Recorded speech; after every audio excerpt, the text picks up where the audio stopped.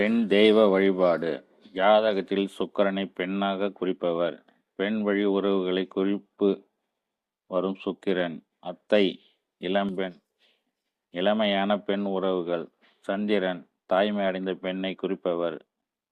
மாதாக்காரகன் உணவு நீர்நிலைகள் என பல காரங்கள் வகித்தாலும் உறவு நிலையில் தாய்மை அடைந்து சுமங்கலித்தன்மை உடைய பெண்ணை குறிப்பவர் சந்திரன். சனி கைப்பெண்ணை குறிப்பவர். புதன் இளமையான கிரகம். இளமுடன் நளினம் கலந்து புத்திசாலியான பெண்ணை குறிக்கும் கிரகம் புதன். அதே நேரத்தில் புதன் அலித்தன்மை கொண்ட கிரகம் இருக்கும் இடம் சேரும் கிரகங்களை பொறுத்து புதனின் தன்மை மாறுபடும்.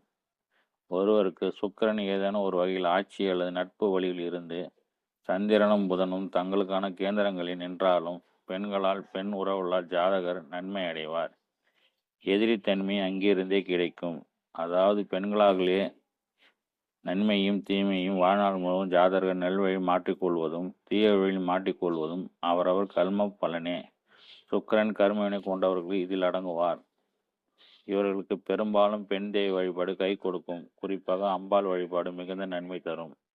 பொதுவாக ஜாதகத்தில் பெண்கள் முன்னேற்றம், பெண்களால் பிரச்சனைகள் உள்ள கூடிய ஜாதகங்களில் சாத்தியமான பெண் தெய்வங்கள் காமாட்சியம்மன், மகமாயி போன்ற பெண் தெய்வ வழிபாடு இவர்களுக்கு பெண்களால் ஏற்படுகிற பிரச்சனைகளில் இருந்து நல்வழிப்படுத்தும் காக்கும்.